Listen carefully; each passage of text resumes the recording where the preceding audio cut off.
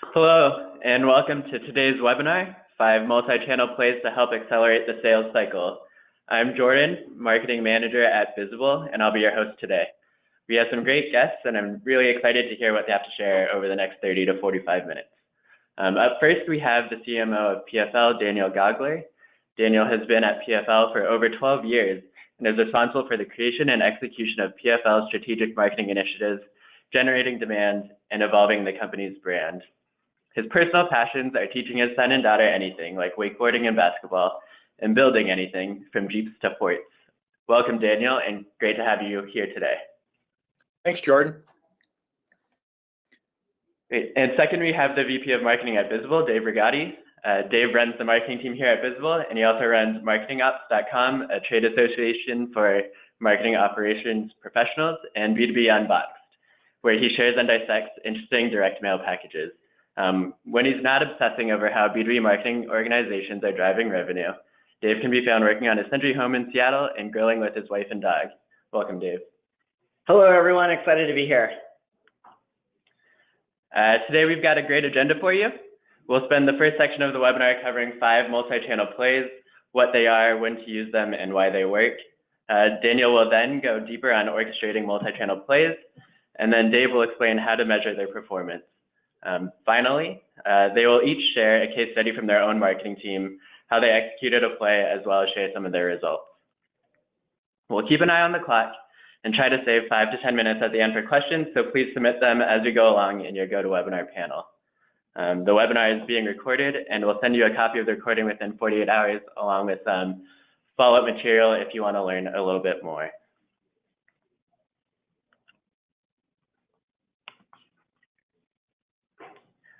Before we get into the plays, we have a quick poll so that our speakers can better tailor how they speak to the plays to address your specific challenges. We'll take the next 45 seconds or so as soon as I get the poll up to let everyone answer the poll.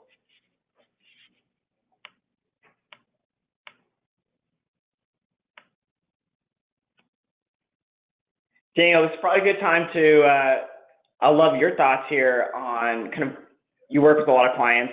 So while everyone's answering, I'm curious, what are some of the challenges that you see most often that companies are facing?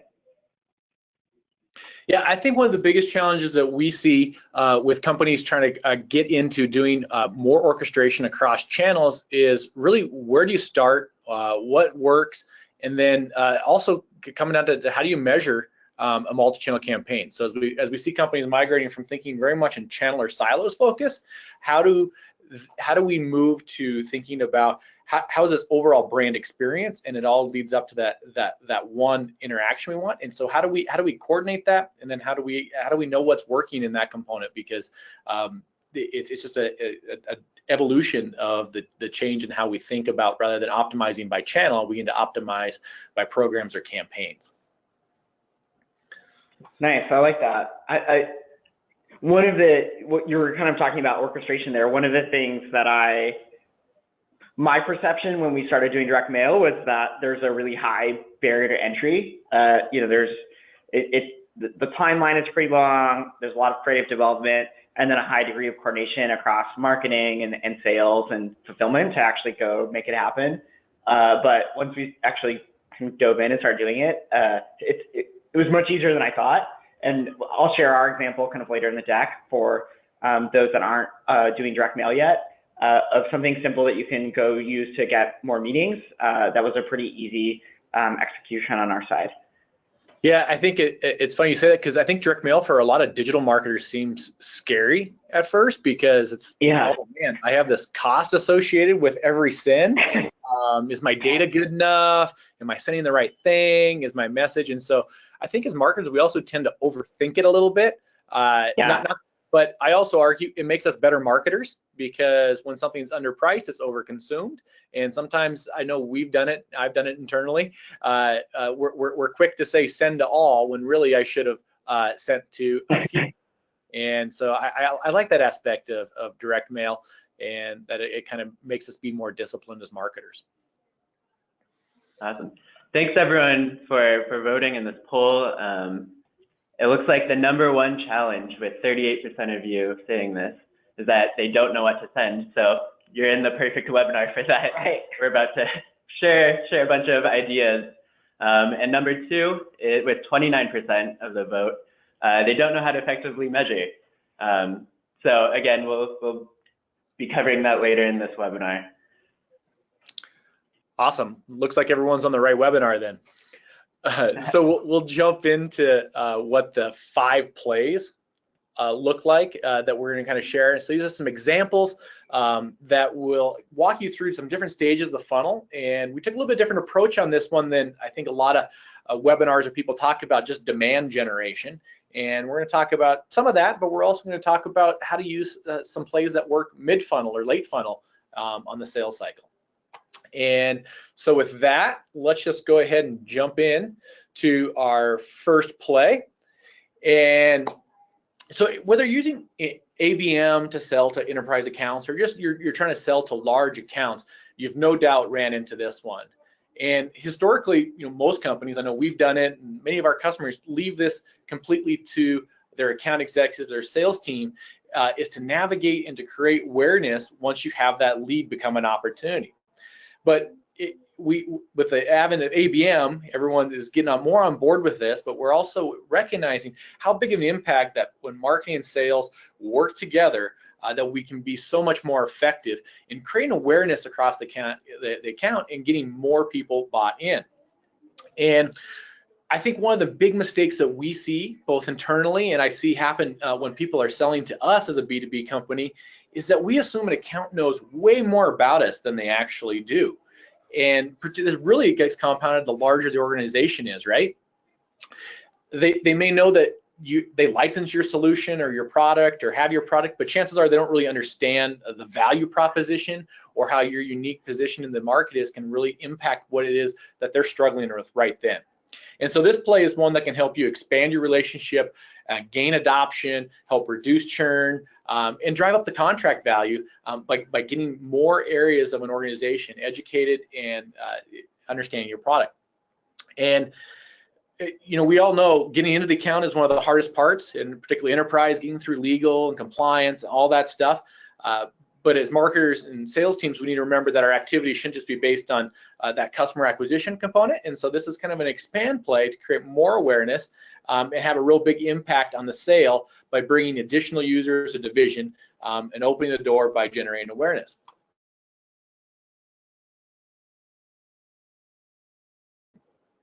Jordan, can you click the next slide? It looks like I don't have the click button right now. There you go. An example from one of our customers, and so this one is how inside sales really started opening the doors in some of their accounts and selling to new groups to make sure that they were educated on the solution that they were already paying for in many capacities. And we've also seen great success with this internally, really right after the initial sale to kind of get more people on board, create excitement, make it a strategic priority. But the challenge is when you're going to these new groups is why should they care and why should I engage and listen to the message of this product if they don't necessarily know why they should.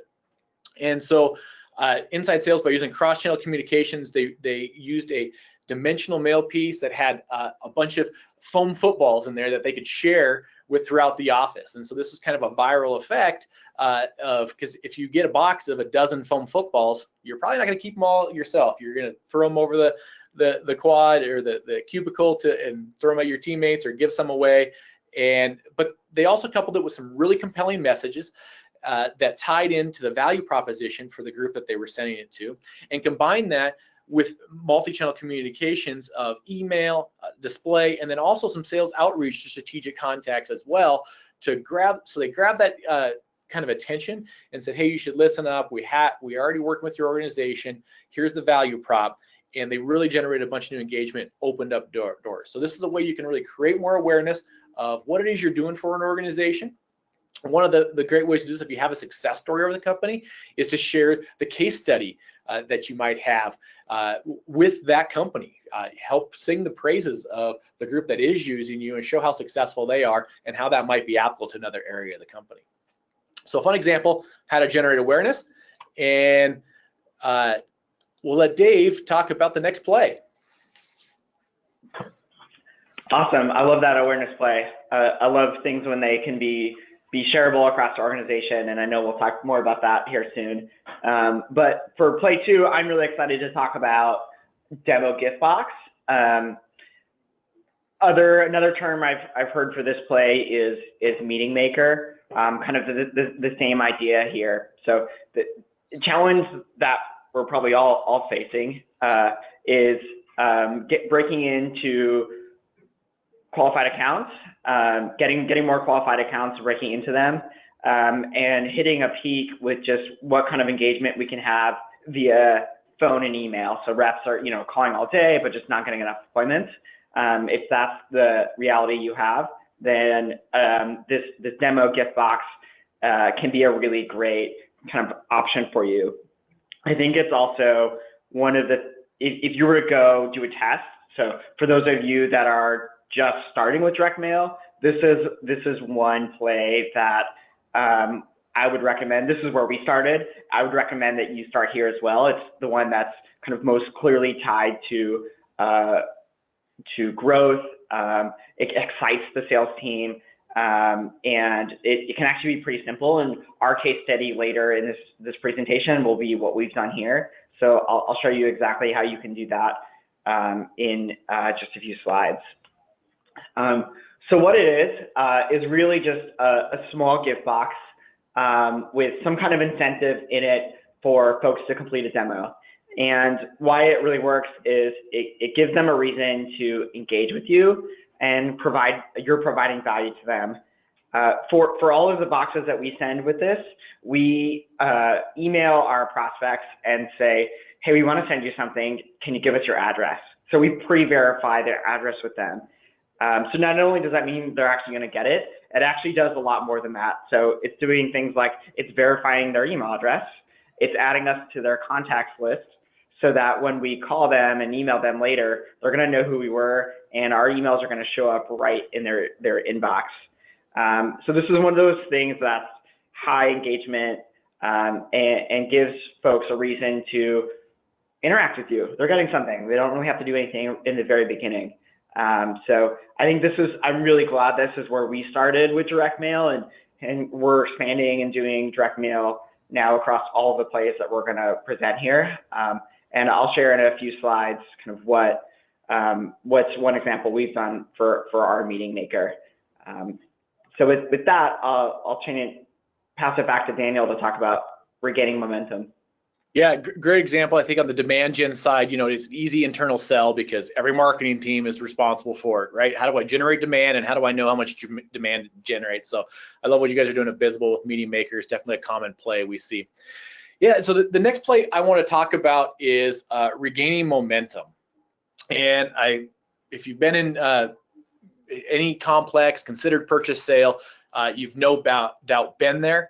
It was a great lead. It's a target account. We're all excited. All the signs are positive. There's no reason why they shouldn't buy our product, right? But they've gone dark. They disappear. What happened? And rather than send that, leave that 11th voicemail or send an email saying, "Have you been eaten by zombies?" Or something like that. This is a creative way to re-engage communications on a deal that's been in the works for weeks or months, sometimes years. And so how do you really regain momentum on some of these stalled deals that have just not been moving forward? And so this is actually one of my favorite times. I think one of the areas that is marketing teams particularly are under leveraging to create targeted campaigns and to assist their sales team in really moving things across the finish line. Because presumably, if we're doing our job right at this point, we know a lot about our prospect and our customer at this stage. We should know their strategic priorities from the organization, their goals, their pain points, their hopes, their dreams. And we also probably know something personable about the people we're selling to. And so we might know the decision makers and our champions, personal motivations, what's going on in their lives, because we've been in so many conversations with that. And so this is an opportunity to work with our sales team to really understand the prospect and their company, so we can be creative to really re-engage the prospect and drive tremendous results. And so in this example, with all this personalization, personal information. This is a time when marketing should really be enabling the sales team to create that personal and thoughtful outreach. And so this play can look like creating an alert for the sales team when saying, hey, we have some triggers. This deal looks like it's being stalled. It's going stale. Let them know what those triggers are, and then let them choose what the action is they should take. And couple that with giving them the ability to send a personal gift with a personal message that speaks both to the individual and to the business needs that we've identified earlier on. And so when you recognize someone as an individual and their role in an organization, it almost for sure garners a response and get at least some engagement.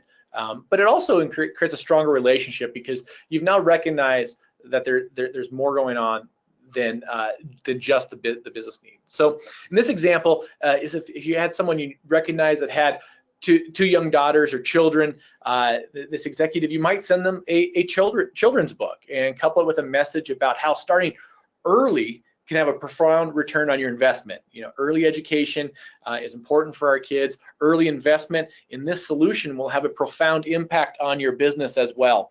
And coupling it with that, you know, is something easily he could relate to.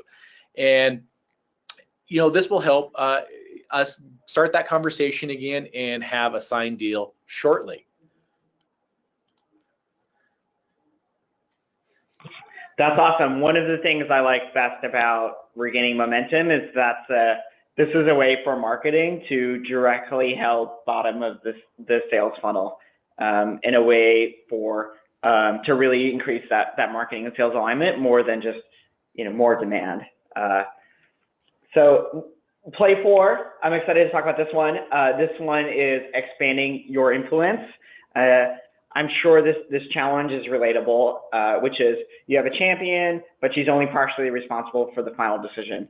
If you're selling into larger companies, you probably see this perhaps in every single deal, where you need to really extend your influence in the company. I think one good task, if it's not something you've done yet for your organization, is go look at win rates when there's one person who was on the initial demo versus multiple people. And I bet you'll find that your win rates increase significantly when you have two, 3, or 4 people who are on that initial demo. You know, we see often that if we have just one person, maybe they'll go out on vacation or some other priority will come up in their inbox or their calendar, and then the deal is torpedoed just because they got busy. That really lets having more people involved in the deal increases the chances that you're gonna win it, because there's more people who are involved in it. They're talking about it now, and they're able to brainstorm and figure out, you know, how your solution can help them. So let's talk about how to expand your influence. One of the reasons I really like this play is I think it's an opportunity and maybe arguably the biggest opportunity to be creative with direct mail. And I'll give a couple of fun examples that Daniel and I were brainstorming about before. But essentially, it's something shareable that coworkers are going to pull in multiple coworkers to learn about your brand. So it gives your brand that visibility and buzz throughout the whole team. So you can even do this after there's been just one person who's demoed, but now they're going to go tell other coworkers about your product. So they're going to ask, like, who's this company? And now get kind of folded into the deal. So I think it's a way to be kind of really creative. That football example that Daniel was sharing in the beginning of the presentation is it's a mailer that I think could work well here as well. Another example I've heard is companies will buy lunches. So if you can bring 10 people to the demo, they'll cater a really fancy lunch in your office in a specific conference room to get people to really show up for that group demo, maybe the second group demo. So it doesn't even have to be something that's like coming in a cardboard box. It could be, you know, a fancy catered lunch. One of the fun examples that Daniel was sharing with me earlier was they had one customer sending through PFL a popcorn machine where it would show up at their prospect's office. it would have all the company's branding all over the popcorn machine. And then, of course, you start popping the popcorn, the smells, the noise, just the buzz that creates the office. You now have all these people coming over and saying, well, what's that brand, or where did this come from? So I think that's a steal for $1,000 for enterprise deals. So expanding your influence, it's a great way just to get more people involved at the company. And I think it's an opportunity for B2B marketing teams to get pretty creative and help the sales team at the same time. Yeah, I agree a lot. And then also, if you've ever had a deal that you lost because someone changed companies, that expanded influence is priceless in that situation, right? That dreaded email that the sales team gets. Just not a priority right now as I'm leaving the company as of Friday. And great, now what? I've only been talking to one person. It's like, yeah, that expanded influence. It's a great play to make sure that you increase the odds on those deals in case you do lose your champion. So this next play is getting through the gatekeeper. So this is another demand gen play. It's one of those challenges that is always hard to do when you really know that you have an executive or a specific decision maker you need to get some buy-in to. How many decision makers do you guys have on every deal? 4, 6, 8? We've had deals where there's been 30 plus, I would not say decision makers, but definitely influencers on that deal. And to really get through to them and so that they, to the right people that you need to talk to can be a challenge. And if you're relying solely on your champion to get you across the finish line here, you're no doubt losing opportunities, because I always get reminded of kind of a common adage in sales is never let somebody else sell your deal. Well, in marketing, we should never let somebody else market our deal or market our company either internally. And so just giving them our value prop and requiring them to represent it is not the most effective way. We want the other folks in the organization to be able to be enabled to do that. And so we want to be proactive and think about how it is we can get through to that gatekeeper. And one of the best examples or best ways that we found companies being able to do this is by sending a box that goes straight to that decision maker's desk. And that box typically looks like something that comes in FedEx. We think about the emotional reaction when you see a FedEx Express box on your desk. Like, someone just spent quite a bit of money to get this to me. So when I get to my desk, I know I immediately open it. So what this is an example and play that we've done here internally to help us get to the decision maker quicker is we've sent a fun gift that kind of showed our value proposition to get through. And so in this play, we sent viewfinders that have basically a few slide PowerPoint on the value proposition in a nice branded FedEx box. And folks pick it up and they get that value prop, and it's engaging. It's coupled up with a personalized note that will help you get there. And we also sent this to multiple folks on the deal. So more people, it started creating buzz within the organization. And we personalized the little ViewMaster card that goes in each one to their specific role, so that they would understand and the value that we could bring on that. And so we actually started creating multiple champions to get to that champion that we really wanted to. And what we found is we would get multiple folks in addition to the champion on that next phone call.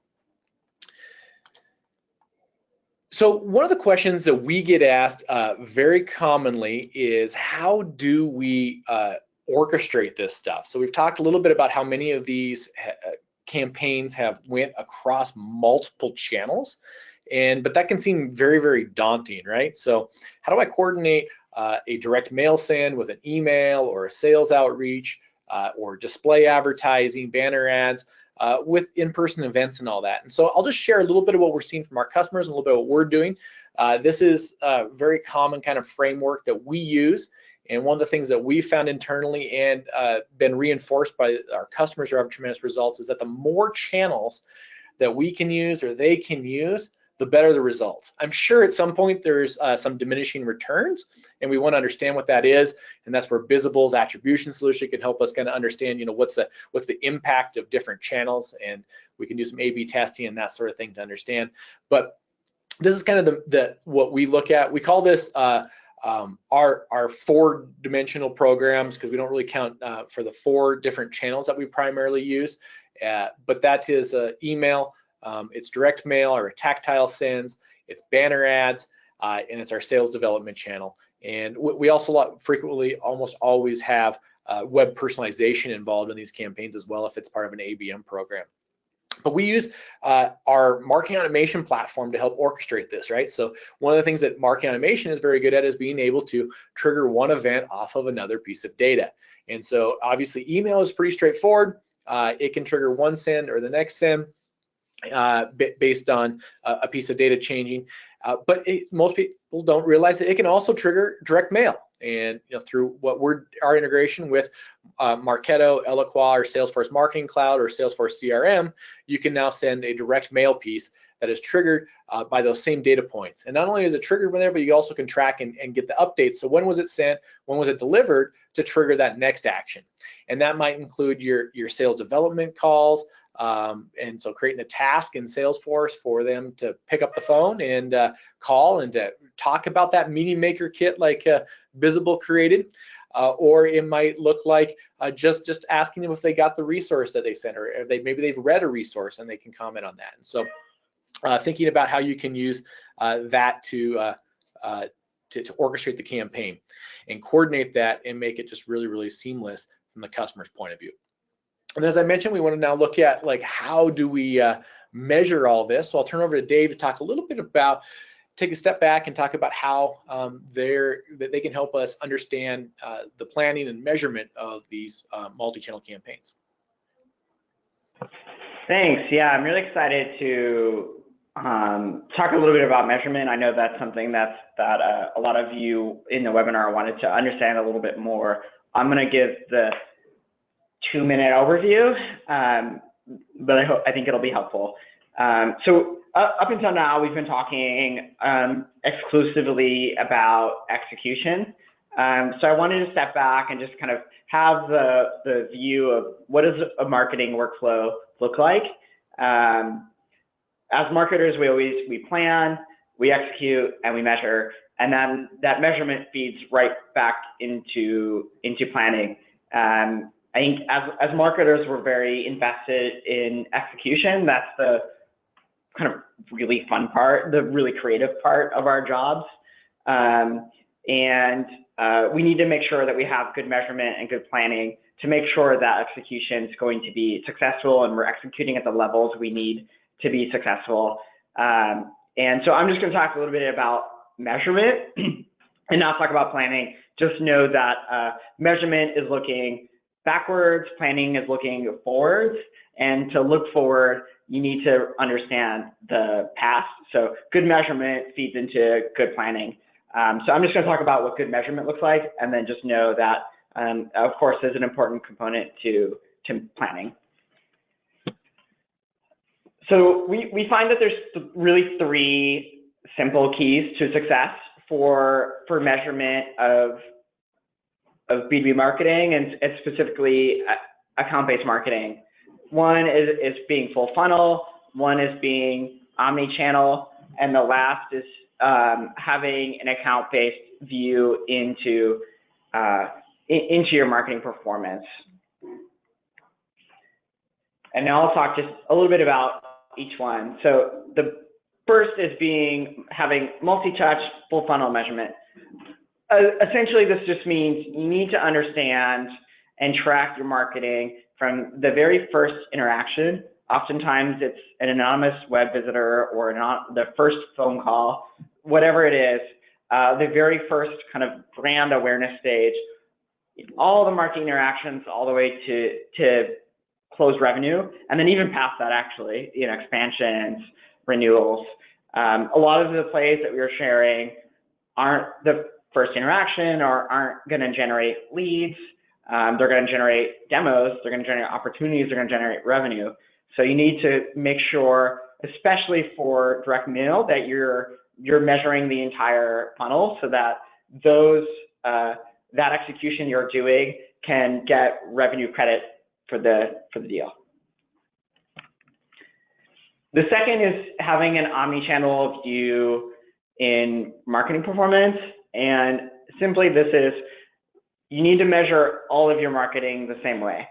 So if you're running digital ads, if you're doing outbound calling, if you're doing direct mail, if you're doing inbound marketing like content, you need to have one solution or one view into that performance so that you can build the timeline of all the interactions and understand what actually is driving growth at our company, and make sure that you're not double counting different marketing activities and having to try to merge things that aren't merging together.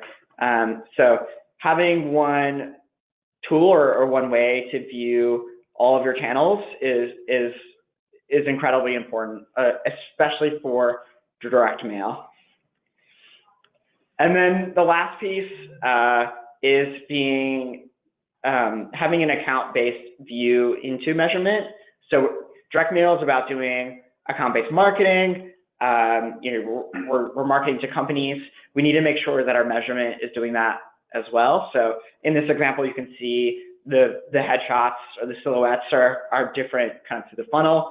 So every person has their own funnel, and then every company that comes up to that company's funnel, that company's timeline of what their journey looks like.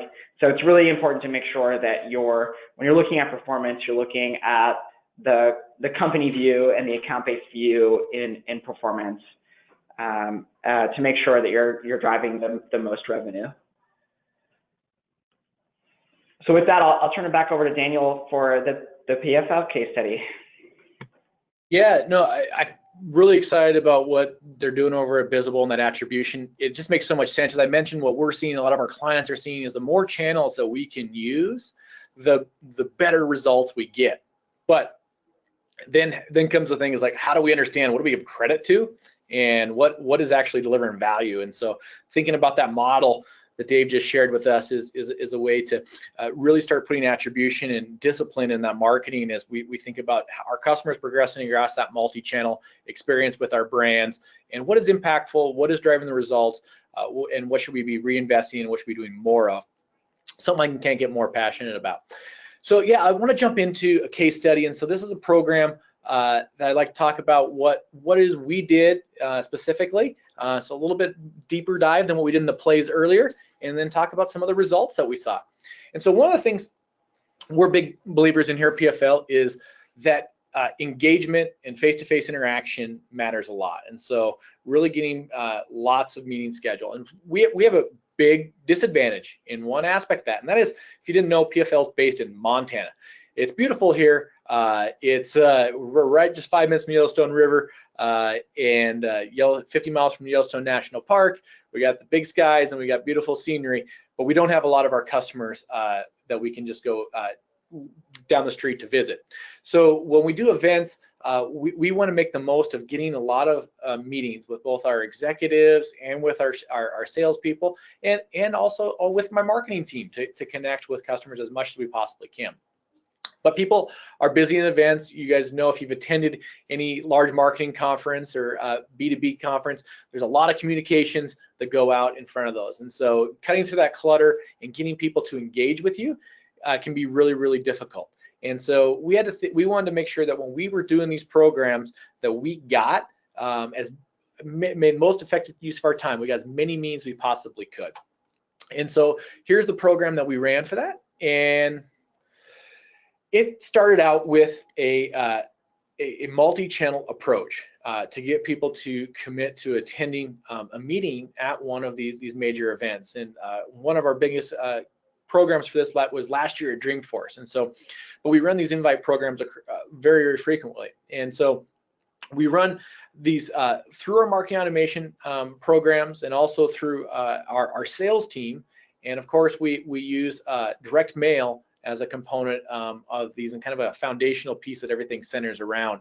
But we also use targeted banner ads, and then the well-timed emails in conjunction with those direct mail pieces and sales outreach to get people to thinking about, yes, this is something I want to do. And so here's an example of a kit that we use for late funnel invites. We allow our account executives to determine who gets them. They're highly personalized, so that the AE writes a note to the individual prospect, invites them to meet directly with them, or invites them to have a meeting with an executive. And so it's personalized to fit each and every individual lead that it's sent to. And also we make it so they can customize the content of these kits. And so in this example, when we were going after some financial institutions, we have a guide that is related to their industry, so that can be selected to make sure that it's highly relevant content. But we're also making this a meeting maker. So similar to what Bizible did, we're incentivizing people to take this face-to-face meeting. And so in this example, we offered an Amazon Echo or a BB-8 robot as a thank you for someone carving off 30 to 40 minutes at this busy event to take that meeting. And so they had to show up to get the piece, schedule a meeting, and then actually show up to that meeting to actually get it. So we ensured that people didn't just sign up for a meeting and then not attend. We had phenomenal attendance rate. In this case at Dreamforce, we scheduled over 63 meetings, which was way too many for the amount of resources that we had doing the meetings. It was very exhausting, but the results were tremendous. And so out of this program, we had over a 1900% return on our investment, and almost just to date, we're nearing up on that $500,000 in first year return. And so it was really a good program for us, and something that we're continuing to reiterate on. And the nice part about once we built this program within our marketing automation and rolled out with our sales team is it's now became something that's more repeatable, and something that we really look to do. And so we've since launched some variations of it as well. And so if you might have seen some of these if you're on our prospect list, but we did a nice dinner that was coupled with some meetings, and so we sent a cutting board with a nice invite, so it was dimensional, stood out, high impact. Another event we hosted in Seattle with some partners, we sent out a nice little carry-on cocktail kit because we thought people would be traveling to this, and so it was high impact, but then the invite was very specific to getting people to come to that event and to meet with us. And so we're just seeing tremendous results with these programs, and really you can be extremely creative. And we find the value of that level of engagement to the right accounts, our target accounts, to the right executive or to the right person at those accounts is well worth the investment that we're making. And when we couple that across the consistent communications, across being like we have a very consistent call to action across our direct mail sends, our emails, our AE outreach, and even some display ads, it helps us really get the bookings that we need to make those things a big success. And so that's what we're doing here at PFL, and then Dave will share an example of what they're working on at Bizible. Thanks. Yeah, I'm really excited to share. It was funny you mentioned about the event, your event mailer, because that's one I got. And I saved it and shared it with the team. I'm really passionate about sharing direct mail examples, and that was one that I thought was very, very good. And so kudos on that one. Thanks. So yeah, so now I'm excited to share our case study. I'll be very frank with you. It's not the most creative direct mail example. It's not going to win any awards, but it works. And this is our meeting maker, our demo appointment setter. It's quite effective, and I'll share some results with you. This is one, if you're just getting started with direct mail, I think this is one to highly consider, some kind of variation of this. So what it is just a really simple craft box with a sticker on the outside with some of our branding, some Seattle's chocolates, or some kind of variation on that, a Amazon gift card, and then a personalized note from the sales team. So it's really simple. These aren't expensive boxes. They aren't highly stylized. It's quite straightforward, but it works quite well. So this is our meeting maker, and just kind of how Daniel was talking about. The incentive is to get the incentive, you have to show up. Same thing with this. The Amazon gift card here is, it's not loaded with any money. When you show up to the demo and learn about our product, then we'll load it. When you think about investments, the risk is pretty low. The main cost of this is the gift card, and you're only getting that when they show up and take the demo. And if hopefully you've graded your accounts, or you have some kind of target account list that you're sending it to, and not just, some random company. But I mean, for $50 for a account to show up, that's a fantastic deal. Even if just honestly for branding. But we know it works and converts to revenue. So this is a good example of can be a low barrier to entry into direct mail and have a big impact kind of quickly. So some of our results that we saw, one is just increase alignment with the sales team. So before this, we were doing account-based marketing, but it was mostly digital. So that is almost like demand gen. So we're generating leads, we're passing them over to the sales team. They really like that. What we're delivering to them is very good. But this kind of takes that relationship to the next level.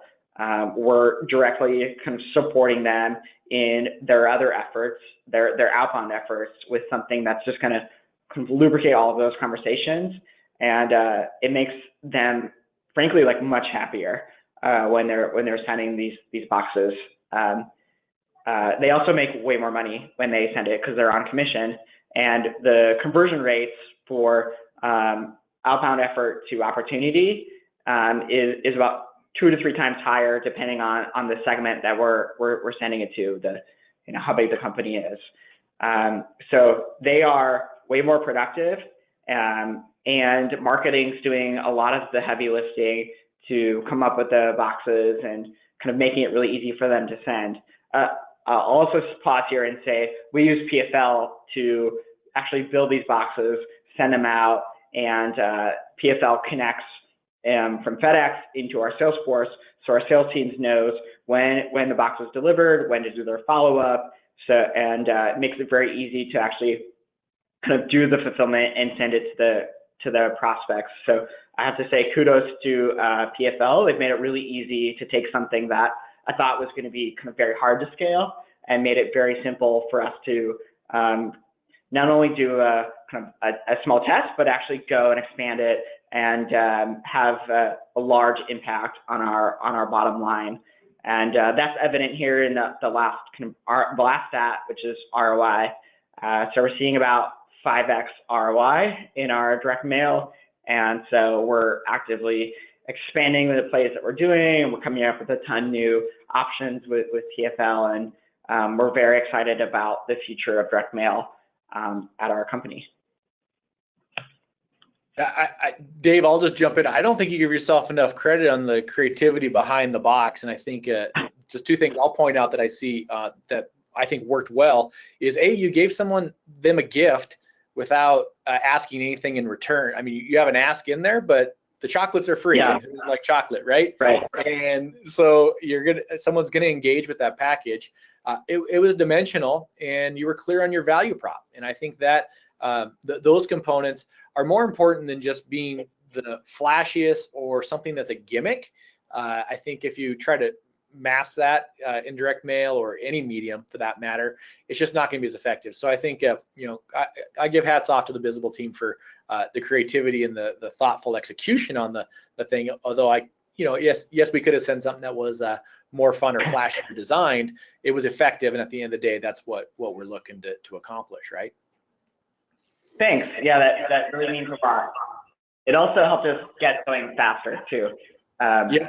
I think so. I really appreciate that. Yeah. So, all right. Do you have something to add, Daniel? No, I was going to say let's jump into some questions. Yeah, we're actually a few minutes over, so maybe we'll just do one or two really quickly. And if anyone out there in the audience has any more questions, please still submit them. We'll handle questions and follow up via email after the webinar. Here's one from Ike.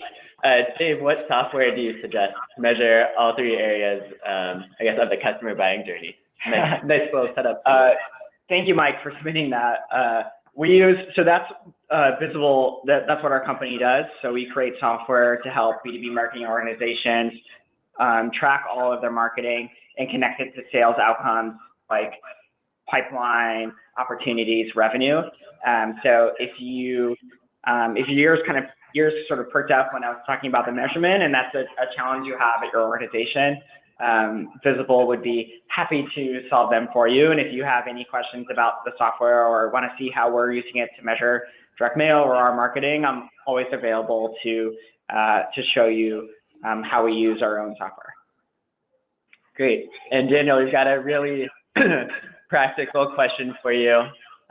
What have you found works better? Sending an email saying, hey, I'm sending you something in the mail before you send it or as you're sending it, and then send a follow-up, or just send the package and follow up?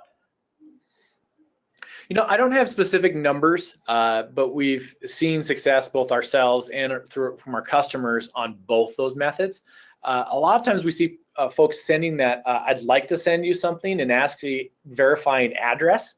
And I've been shocked at how well people have responded to that, because I think everyone kind of likes to get direct mail in one sense. And so I'd like to send you a gift a lot of times of the messaging. And so we've seen people have high success rates with that. And we've also seen like the Bizible example, I think, where you give someone and then there's a very clear call to action, be very, very successful. So I don't know if there's really a right way. I think it depends more on your audience and what your relationship is with them. And so if you don't have any engagement, they're not opening emails, saying that email probably isn't going to have a huge impact. But if you already have a relationship with them, you might be able to, or at least they read your emails. That might be a signal to send something ahead of time. And so I think it really just depends on you looking at your audience and looking at what data you have available there. Great. Well, thanks everyone for sticking with us over time, and thanks to our speakers, Dave and Daniel. If anyone wants to learn more about PFL or Bizible, please put your email or put something in the question box, and we'll follow up with you. All right, thanks everyone.